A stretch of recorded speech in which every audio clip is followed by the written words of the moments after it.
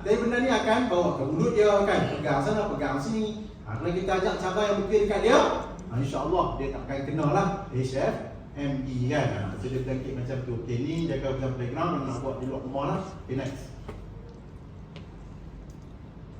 Okey, tepuk dah sikit. Betul-betul like. Baru nampak dia yang ni. Kan? Mungkin nak jual, mungkin nak buat, nak share dengan anda saja untuk orang baru. Kalau orang baru tengok, orang baru ada orang baru kan? Ada orang baru, orang baru. Orang tak nak kata orang baru. Okey, nak buat orang lama mungkin lagi ni yang ada anak kecil. Tengok siapa ada anak kecil? Ada. Cerita. Cerita mak asu pula. Apa sudah mak asu? Cucu. Tidak masuk tak macam asu. Kan anak kecil. Okey. Akak lain ni kan anak kecil kan. Saya tak nak. Okey. Cadangan Nutrilite yang pertama, yang paling penting, yang paling efisien takat lah. Wallahu yang banyak orang sharing. Apa yang sebelum dia kenal lah sebenarnya HFMD. Dia hantar pergi tadika semua, walaupun tadika tu ada masalah tentang HFMD. Bila dia bagi anak-anak dia dengan Nutrilite Kids 4-in-1 Plus ni, dalam ni komplit tu anak kita. Kita tak perasan kadang-kadang kan, kita rasa macam contoh.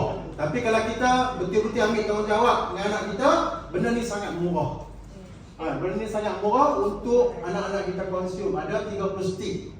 Kalau sehari bagi satu kali pun sebulan tahan. Dengan harga RM147 harga kita. Ini sangat bermanfaat sebab ada 4-in-1.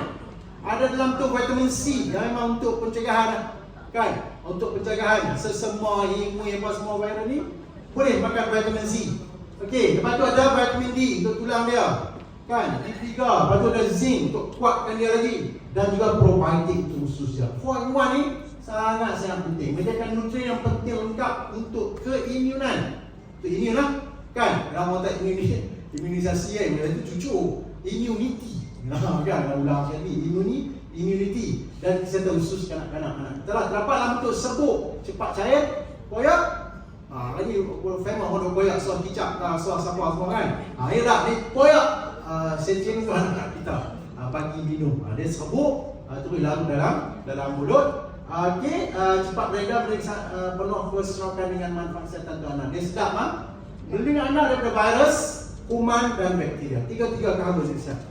Kan? Menguatkan keimunan mereka dengan ada semua dalam satu nutrien utama yang dikhususi. Okey, dalam tu ada apa? 30 mg vitamin C sangat tinggi. Kan? Untuk 500 lah. Ini 30 untuk kalangan 30 mg sangat tinggi. Satu apa nama tu? Vitamin D3 tu apa tak sebut macam tu? Miogram ni sebenarnya. Vitamin D3 2 mg zinc 1 bilion sama